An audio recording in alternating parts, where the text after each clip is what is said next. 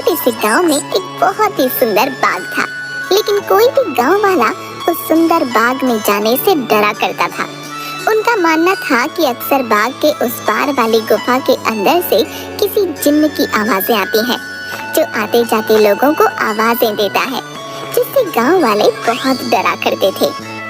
एक दिन गांव के दो युवक खेत पर आपस में बात करते हुए, अरे भाई, कल मैं उस बाग की तरफ गया था, वहाँ फिर से उस जिन की वही डरावनी आवाजें आ रही थी। अरे क्यों भाई, क्या करने गए थे तुम वहाँ? क्या तुम्हें पता नहीं बाग के पास वाली गुफा में जिन रहता है? अगर वो तुम्हें कहीं कुछ कर देता तो आइंदा फिर उस बाग की तरफ मत जाना। तभी वो वहाँ से बात करते हुए खेत से चले जाते हैं। अगले दिन गांव का एक लड़का रांझा, यार इस गुफा में से आवाजें कौन देता होगा? मुझे इसके पीछे जरूर कोई राज नजर आता है। रांझा भैया जो भी हो, लेकिन गलती से भी उस गुफा के अंदर मत जाना। लेकिन इस गुफा का रहस्य तो मैं जान कर रहूंगा। सब गांव वाले डर के साए में आखिर कब तक रहेंगे? उसके बाद शाम हो गई और रांझा और उसका दोस्त अपने अपने घर चले गए। अगले दिन सुबह सारे गांव में सन्नाटा था और रांझा के घर के बाहर उसकी लाश रखी हुई थी। सब रो रहे थे। शाम को बस ये बोल के घर से निकला था कि आज एक रहस्य से पर्दा उठाने जा रहा हूँ। मेरे रांझा की बहादुरी उसे ले डूबी। हाय मेरा बच्चा। हो ना हो, ये उस गुफा वाले जिन ने ही किया है। हाँ। उसी गांव में धन्नू नाम का व्यक्ति रहता था, जो एक व्यापारी था। उसकी दो बेटियां थीं, रीमा और सीमा। उन दोनों को रंग बिरंगे फूलों का बहुत शौक था।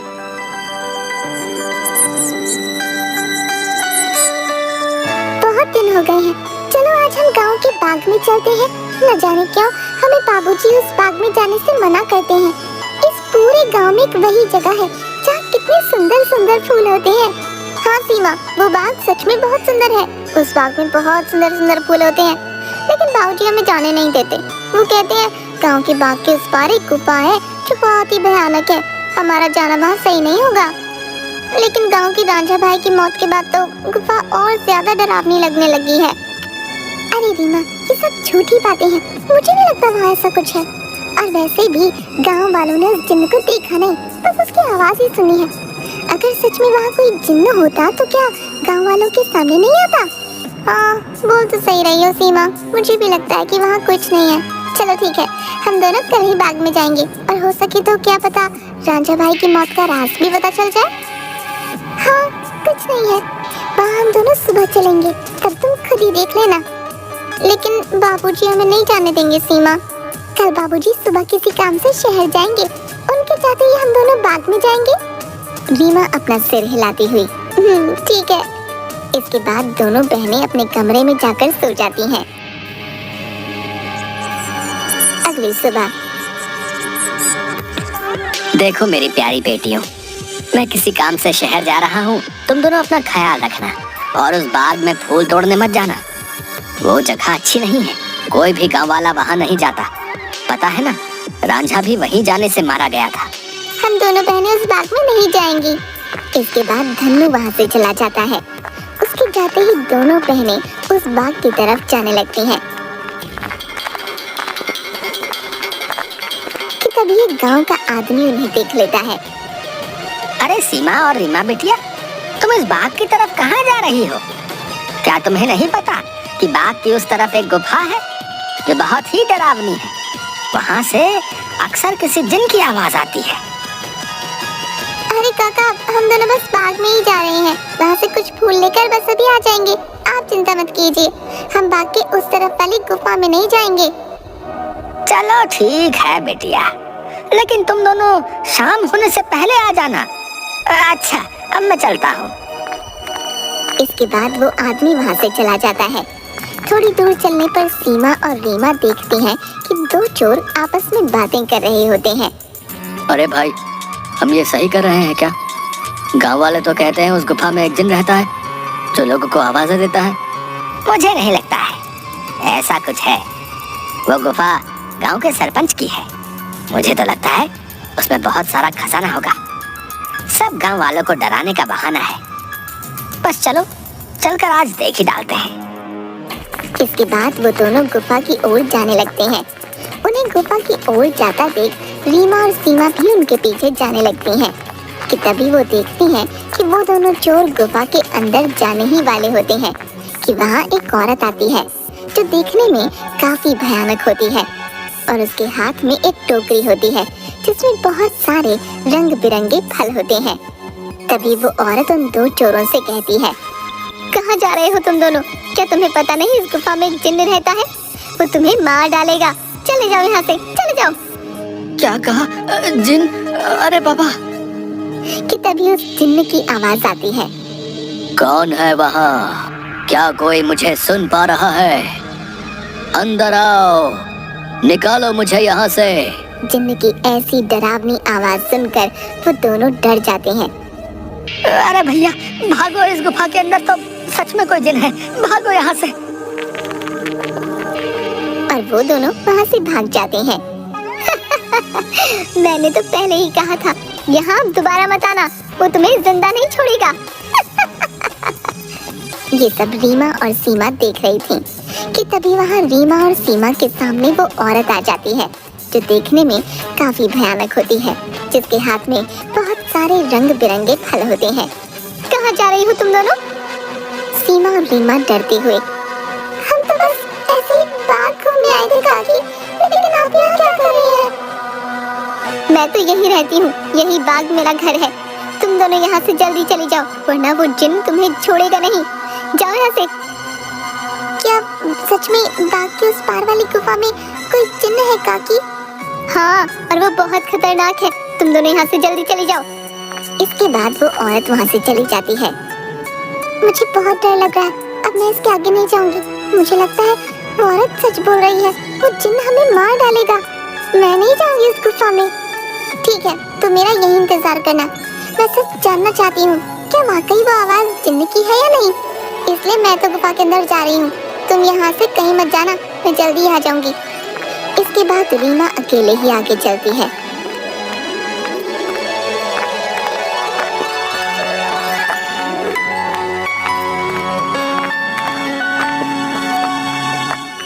रीमा चलते चलते उस गुफा के पास पहुंच जाती है। तभी एक आवाज उसे सुनाई देती है जो काफी भारी होती है। ऐसा लगता है जैसे किसी रोते हुए इंसान की आवाज हो। वो कोई है यहाँ? मुझे यहाँ से बाहर निकालो।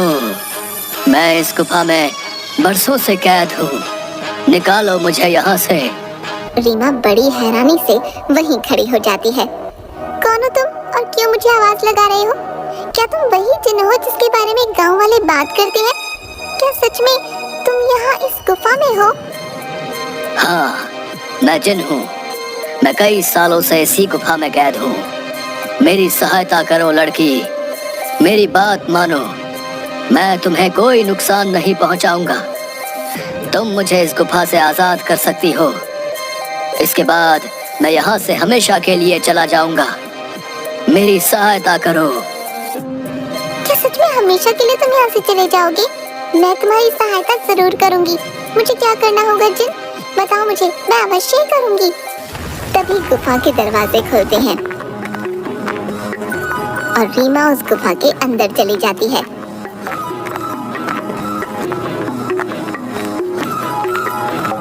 जैसे ही वो अंदर जाती है, एक बहुत बड़ी अजीब से जानवर की परछाई उसे नजर आती है जो देखने में बहुत ही डरावनी होती है। आओ लड़की, तुम्हारा जिन की इस गुफा में स्वागत है। मैं कई सालों से गुफा के बाहर आते जाते लोगों को आवाजें लगाता हूँ। सब गांव वाले डर कर भाग जाते हैं। कोई भी गांव वाला इस गुफा में आने की हिम्मत नहीं कर पाता। लेकिन तुम बहुत ही बहादुर लड़की हो जो इस गुफा में अकेली चली आई हो। क्या तुम जिन्न हो? लेकिन तुम मुझे दिखाई क्यों नहीं दे रहे हो? क्या तुम किसी को दिखाई नहीं दे सकते हो? नहीं, मैं जिन नहीं हूँ लड़की, मैं उस जिन की परछाई हूँ। वो जिन तो इस गुफा के कैद खाने में बरसों से कैद है, वो बाहर नहीं आ सकता है। मैं उसकी परछाई हूँ। परछाई? तुम मुझे ये बताओ कि वो जिन इस गुफा में कैद क्यों है? क्या जिन्न के इस गुफा में रिहा होने का कोई मार्ग नहीं है? मार्ग है लड़की, और तुम उस मार्ग तक पहुंच सकती हो, लेकिन इसके लिए तुम्हें इस गुफा के तहखाने में जिन के पास जाना होगा। वही जिन तुम्हें उसकी मुक्ति का राज बताएगा। जिसके बाद रीमा हाथ में जलती हुई एक आग की मशाल लेकर उस गुफा की ओर जाती है। जैसे ही रीमा तहखाने के अंदर जाती है तो उसे एक आग जलती हुई दिखाई देती है। वो जैसे ही उस आग के पास जाती है, हे जिन, मैं यहाँ तुम्हारी मदद करने आई हूँ, क्या तुम मुझे सुन सकते हो? उसे उस जिन्न की आवाज आती है। आओ बहादुर लड़की, मैं तुम्हारा ही इंतजार कर रहा हूँ। मैं जानता हूँ कि तुम ही मुझे इस गुफा से मुक्ति दिला सकती हो। तुम्हारा इस गुफा में स्वागत है लड़की। तुम बहुत ही बहादुर हो जो इस गुफा में आई हो। मेरा नाम जिनाद है।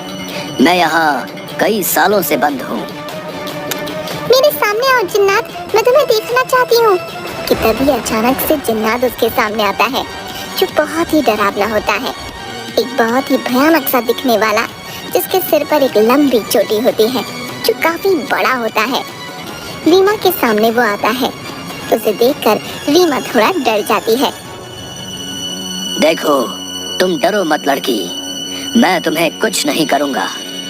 मैं जानता हूँ कि तुम मेरी मदद करने आई हो, लेकिन मेरी मदद करना इतना भी आसान नहीं है। तुम एक बार और सोच सकती हो। क्या तुम वाकई मेरी मदद करना चाहती हो? लेकिन मैं तुम्हारी मदद कैसे कर सकती हूँ, और तुम यहाँ कैद कैसे हुए? बताता हूँ। बहुत साल पहले इस गुफा में एक औरत रहती थी। वो बहुत गरीब थी। वो गुफा के बाहर वाले बाग से फल तोड़ा करती थी और उन्हें ही खाया करती थी। एक दिन उसने बाग के सारे फल तोड़ लिए और यहाँ इस गुफा में लेकर आ गई। उन्हीं फलों के बीच एक रहस्यमय फल भी था, जो बहुत ही चमकदार था और जिस पर मेरी नजर थी। वो फल मेरी उम्र 100 साल और बढ़ा सकता था, लेकिन मैं उस फल को तब तक नहीं छू सकता था जब तक कोई इंसान उस फल को उसके पेड़ से तोड़ ना ले। एक दिन वो औरत चमकदार फल को उसके पेड़ से तोड़कर इस गुफा में ले आई। जब मैंने देखा तो मैं उसके पीछे इसी गुफा में आ गया और मैंने उससे कहा कि हे औरत, तुम जो बाग से सबसे सुंदर और चमकदार फल तोड़कर लाई हो, वो मुझे दे दो।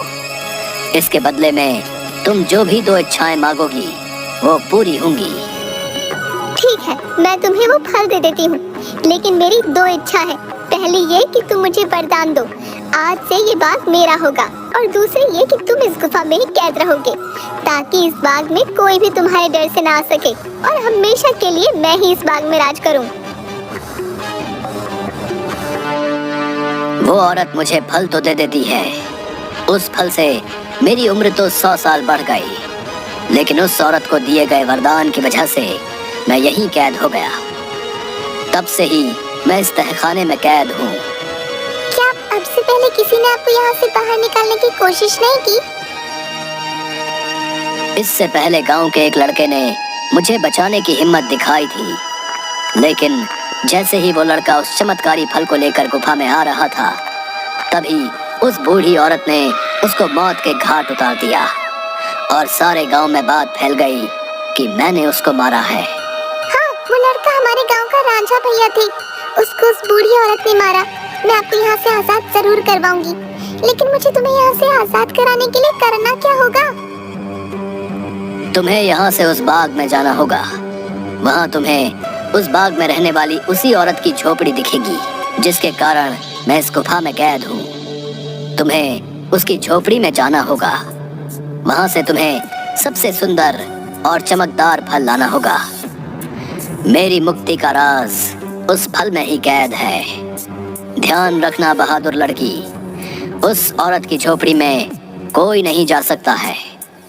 जब वो सो रही होगी तुम्हें तब ही जाना होगा और उसकी फलों की टोकरी में से सबसे चमकता फल लेकर आना होगा। उसी फल में तुम्हें मेरी मुक्ति का राज मिलेगा। लेकिन तुम्हें यह काम बड़ी होशियारी से करना होगा। अगर उस औरत को पता चल गया तो वो तुम्हें जिंदा नहीं छोड़ेगी। ठीक है जिन, मैं तुम्हारे लिए वो चमकदार फल जरूर लेकर आऊंगी। मैं तुम्हारा इंतजार करूंगा बहादुर लड़की। इसके बाद रीमा वहाँ से बाग में जाती है और उस औरत की झोपड़ी की ओर बढ़ने लगती है। रीमा देखती है कि उस औरत की झोपड़ी में कोई नहीं है। वो इधर उधर देखती है और उस झोपड़ी के अंदर चली जाती है। रीमा अंदर जाकर देखती है कि बहुत सारे फल उस औरत की झोपड़ी में रखे हैं। अरे ये तो कितने सारे फल हैं, लेकिन इन सब में कोई भी फल बहुत ज्यादा नहीं चमक रहा। तभी अचानक रीमा देखती है कि वही औरत अपनी झोपड़ी की तरफ आ रही है। ये देखते ही रीमा दरवाजे के पीछे छुप जाती है। वो औरत अपनी झोपड़ी में आती है और उसके हाथ में एक टोकरी होती है जिसमें बहुत सारे फल रखे होते हैं। वो अपनी टोकरी एक टेबल पर रख देती है और पास ही पड़ी चारपाई पर सो जाती है। ये देख थोड़ी देर बाद रीमा बाहर आती है और उन फलों की टोकरी में से सबसे चमकता फल देखती है। लगता है यही वो चमकदार फल है जिसके बारे में वो जिन बात कर रहा था। रुको लड़की, तुम मेरा ही जादुई फल लेकर कहाँ जा रही हो? मुझे मेरा फल वापस करो, वरना मैं तुम्हें यहाँ से नहीं जाने दूंगी। रीमा ये सुनकर डर जाती है। मुझे फल ले जाने दो काकी, मैं इस फल को उस जिन्न को देकर उसे उस गुफा से आजाद कराना चाहती हूँ, ताकि सारे गांव वाले बिना डरे यहाँ सके। मुझे इस फल को लेकर जाने दो काकी। क्या कहा लड़की? तुम मेरी कई सालों की मेहनत पर पानी फेर देना चाहती हो? उस जिन्न के रिहा होते ही ये सब गांव वाले मुझे इस बाग से निकाल देंगे। नहीं नहीं, मैं ऐसा नहीं होने दूंगी। मुझे ये चमकदार फल वापस करो। ये सुनकर रीमा वहाँ से उस फल को लेकर भागने लगती है और वो औरत भी उसके पीछे ही भागने लगती है।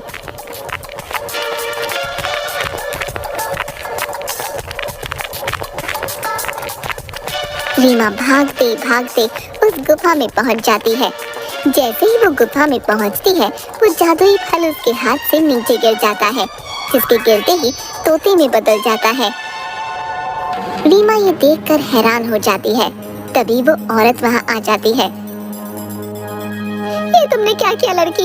इस जादुई फल को नीचे गिरा दिया और अब ये तोता तुम्हें उस जिन्न की आजादी का सबसे आखिरी रास्ता बताएगा। नहीं, मैं ऐसा नहीं होने दूंगी, मैं तुम्हें मार डालूंगी। वो औरत रीमा को जैसे ही अपने हाथों से मारने आगे बढ़ती है, वो औरत अचानक से आग में जलने लगती है, जिसे देख रीमा हैरान हो जाती है। तभी एक आवाज सुनाई देती है जो उस जिन्न की परछाई की होती है। डरो मत बहादुर लड़की, इस लालची औरत को इसके किए की सजा मिल चुकी है। अब तुम्हें अपनी मंजिल का आखिरी पड़ाव पार करना है, जिसमें ये तोता तुम्हारी मदद करेगा। तभी अचानक से वो तोता उड़ने लगता है और गुफा में उसी तरफ भागने लगता है जहाँ वो जिन्न कैद था।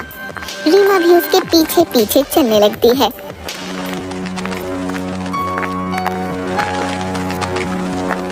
वो तोता एक छोटी सी खिड़की के पास जा बैठता है जो काफी चमक रही थी।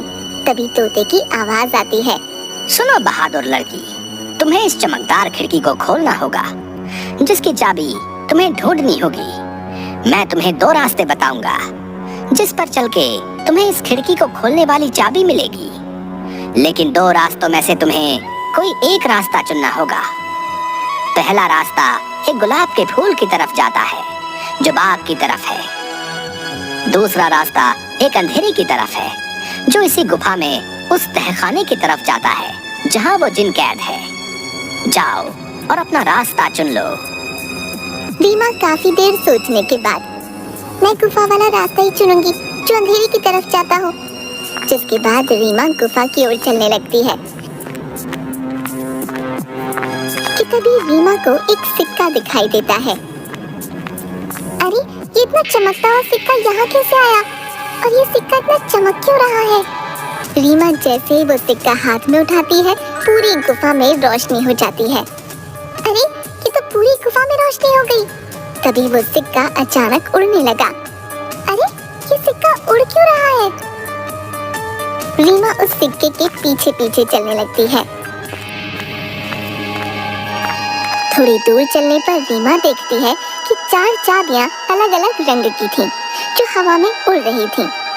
अरे ये तो वही चाबियां हैं जिसके बारे में वो तोता बता रहा था। लेकिन अब इनमें से सही चाबी कौन सी होगी, ये कैसे पता चले? तभी रीमा को एक आवाज आई जो उस जिन्न की परछाई की थी।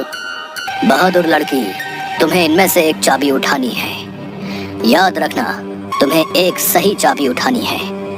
लेकिन याद रहे, तुम्हें बड़ी होशियारी से ही एक चाबी उठानी होगी। अगर तुमने गलती से गलत चाबी चुन ली तो ये चारों चाबियां गायब हो जाएंगी और तुम कभी भी जिनको आजाद नहीं कर पाओगी। ये सुन रीमा हैरान हो जाती है। क्या? हे भगवान, ये किस दुविधा में डाल दिया है? अब मैं कैसे इन चारों चाबियों में से सही चाबी चुनूं? काफी देर सोचने के बाद रीमा देखती है कि चारों चाबियों में से एक चाबी बहुत बड़ी थी, जो लाल रंग की थी, और जिस चमकदार फल के गिरने से वो तोता बना था वो भी लाल ही रंग का था। रीमा समझ गई कि लाल वाली चाबी चुननी है। उसके लाल चाबी चुनते ही बाकी सारी चाबियां गायब हो गईं। और फिर तभी फिर से जिन्न की परछाई की आवाज आई। शाबाश बहादुर लड़की, तुम्हारी सूझबूझ की वजह से आखिरकार तुमने बिल्कुल सही चाबी चुन ली। अब जाओ उस खिड़की के पास और खोल दो उसे। रीमा उसी खिड़की के पास जाती है।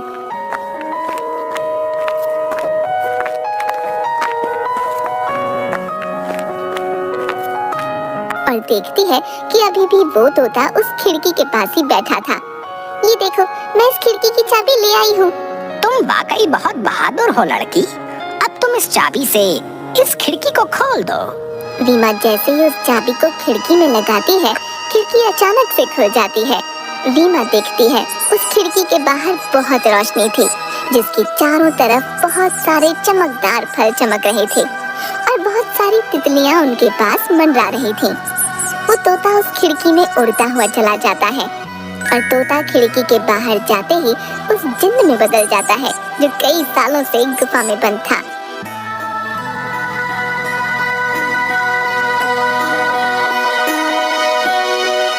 तुम्हारा बहुत बहुत धन्यवाद लड़की। तुमने मुझे इस गुफा से आजाद कर दिया। तुम एक निडर और साहसी लड़की हो। तुम जो भी मांगोगी मैं वो तुम्हें दूंगा। बोलो, क्या इच्छा है तुम्हारी? क्या सच में अब तुम आजाद हो गई हो? अब तुम इस गुफा में नहीं हो। अब सब गांव वाले यहाँ आ सकेंगे। मैं और मेरी बहन भी अब बाग में आ सकेंगे कभी भी। हाँ बहादुर लड़की, अब किसी को भी डरने की कोई जरूरत नहीं है। अब मैं इस गुफा से बाहर आ गया हूँ अपनी दुनिया में। अब मैं किसी को आवाजें नहीं दूंगा। तुम जब चाहो यहाँ आ सकती हो। तुम्हारी ही वजह से मैं आजाद हो पाया हूँ। तुम मुझसे जो भी मांगोगी मैं तुम्हें वही दूंगा। बोलो, क्या इच्छा है तुम्हारी? जिन, मैं कुछ नहीं मांगना चाहती हूँ, लेकिन अगर तुम सच में मेरी इच्छा पूरी करना चाहते हो तो गुफा के सामने वाले बाग से मुझे बहुत प्यार है। इसमें रंग बिरंगे फूल मुझे बहुत पसंद है। मैं चाहती हूँ कि ये बाग हमेशा ऐसे ही खिलखिलाता रहे। इसके फूल कभी न मुरझाएं। ठीक है बहादुर लड़की, तुम्हारी ये इच्छा जरूर पूरी करूंगा। अब ये बाग हमेशा यूं ही रहेगा, कभी भी मुरझाएगा नहीं। तुम अब जब भी इस बाग के फूलों को देखोगी तो ये हमेशा खिले रहेंगे। अच्छा, अब मैं हमेशा के लिए यहाँ से जा रहा हूँ। इसके बाद वो जिन्न गायब हो जाता है और खिड़की बंद हो जाती है। रीमा जब गुफा से बाहर निकलती है तो सब गांव वाले धन्नू और सीमा बाहर खड़े होते हैं। अरे मेरी बिटिया, आ गई तू वापस। उस जिन ने तुझे कुछ किया तो नहीं? आखिर क्यों गई थी तू उस गुफा के अंदर? अगर वो जिन तुझे मार डालता तो क्या करता मैं? दीदी, तुम ठीक तो हो ना? क्या सच में तुम्हें उस जिन्न ने कुछ नहीं किया? बाबूजी, मैं बिल्कुल ठीक हूँ। अब अंदर कोई जिन्न नहीं है। इस गुफा के अंदर जो जिन्न था अब वो हमेशा के लिए इस गुफा से चला गया है। अब आप सभी को डरने की कोई जरूरत नहीं है। अब कोई भी यहाँ आ सकता है। अरे क्या बोल रही हो रीमा बिटिया? आखिर कहाँ गया वो जिन जो आते जाते लोगों को आवाजें दिया करता था? रीमा गांव वालों को सारी बात बताती है।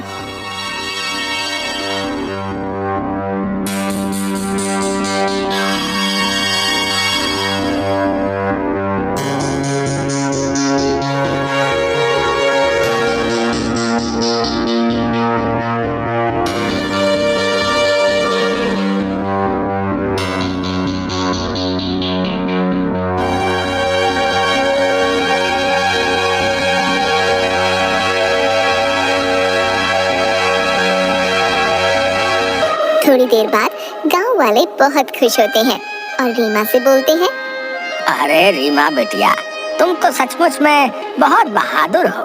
तुम्हारी वजह से ही अब वो जिन इस गुफा से आजाद हो गया है। अब हम गांव वालों को डरने की कोई जरूरत नहीं है और रांझा की मौत का रहस्य भी सब गांव वालों को पता चल